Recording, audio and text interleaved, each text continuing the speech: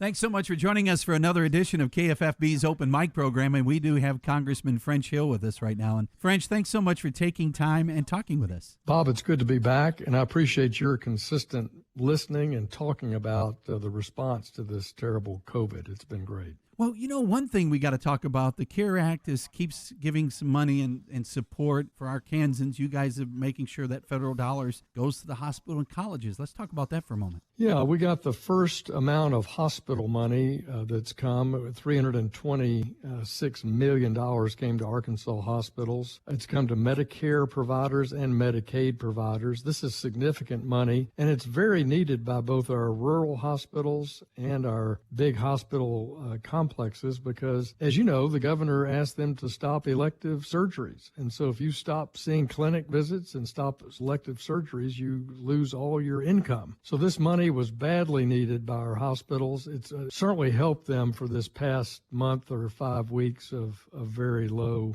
census in their facilities.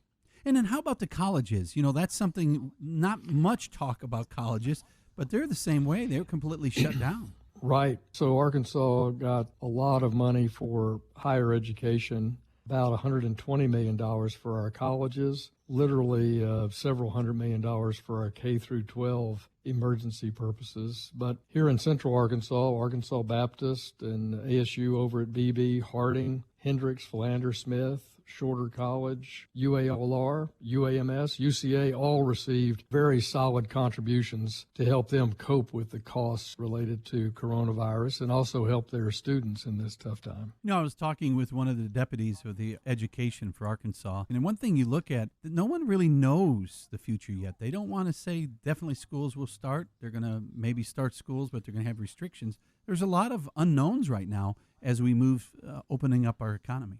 Yeah, there are a lot of unknowns about the public health crisis and the resulting economic crisis. You know, we just don't know what the future holds. So everybody is preparing to go back to school in the fall, go back to sporting events, but they're also laying in contingency plans if they have to do other approaches, whether it's remote learning or handle sporting events without crowds. We don't know. We're going to wait and see what the public health determines the right decision. You know, it's kind of like we talked before we went on the air. I thought this was a great analogy, and that is when you look at cars, when the cars came and we had no stoplights. Before stoplights, it was chaotic. You just hope somebody didn't hit you. And that's kind of like we're going to have to put up some rules of here in our society until this thing has a cure, really. Yeah, I really encourage people, you know, just because we're opening back up and you can get your hair cut next week and go to the gym and go out to eat in a couple of weeks, that's great. And we should do that. We need to open this economy back up. We need to get people back into their routine. But when you go to a busy street, you still look both ways before you cross the street. And so you'll still need to take these precautions related to the CDC standards on washing your hands, using Purell, wearing a mask if you're out in a big crowd of people you don't know and can't keep a modest social distance. So we've learned some new things in the last 2 months. But I know Arkansans are smart. They don't want to get sick, and they'll use some common sense here and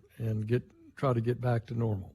One of the biggest things I think that came out of Washington was the Payroll Protection Program. It ran out of money that first week, and then you guys were able to secure more money. And that program is there, but it isn't there forever. So I guess we need to speak to that as well. Well, we had a second round of payroll protection money, and Arkansans now, through a couple of days ago, 37,000 small businesses in our state for $3.3 billion in support. Think about that. That's an average loan size of about $89,000, helping keeping Arkansans employed, keep these businesses afloat during this 8-week period. It's really heartening to see our banks work with our communities and work with our borrowers like that. And they've done a great job. So if someone hasn't applied, they need to do so now.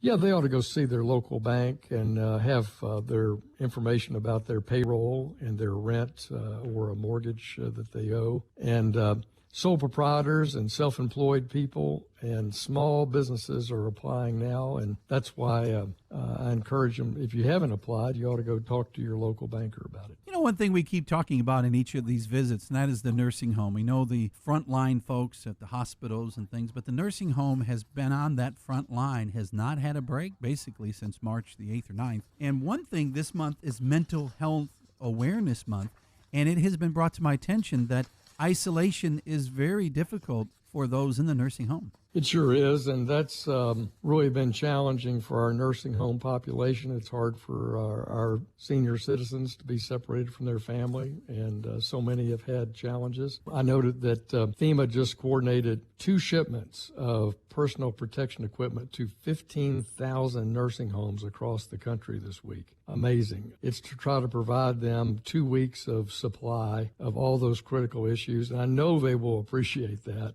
because of the, as you say, the challenges they've had in taking care of their beloved residents in their facilities. Well, you know, it's something we've seen these folks. I know of a lady from Quitman, Joy, Arkansas, also Fairfield Bay. A group has put together masks and made masks, which was accepted the call and trying to help the nursing homes and hospitals as well. And that's something that just shows you community awareness and also community participation. So many examples of hometown heroes out there helping pitch in and produce this protective equipment. It's been really gratifying to see one Arkansan helping another. It's really neat. You know, it's really funny. Have you ever had someone come up and ask you kind of a strange question? I had that just recently. Someone says, "Are you akin to Chuck Connors?" I said, "Well, no, my name's Connell." Oh, that's right. And I had someone say, "Is French French?" Well, I go back. My people go back 9 generations in Arkansas, and my first relative in Arkansas was a Frenchman down at Arkansas Post back in the 18th century, but that's not why my name is French. I'm named for my grandmother. Her maiden name was French, and that's an Irish name, actually. So that's my middle name, and I was named for my grandmother's maiden name. Well, that's funny. When people hear us talk, they ask a question like that. And I said, you know what? I'll ask it. So that's funny. Absolutely. But that's a lot better question than asking if I'm kin to Chuck Connors. I think that's kind of hilarious, but that's all right. I love it. Yeah. Well, I appreciate you updating us here, French. And we're not going to talk about the food that we shouldn't be eating because I have really kind of got the Oreo company kind of getting after me because I was talking about how much calories those 3 cookies were. So I'm not even going to mention. I think I did mention her name, but we won't talk about the calories. That's for sure. Roger that. I appreciate you taking time and talking with us. You bet, Bob. Thanks for having me. We'll look forward to you next week.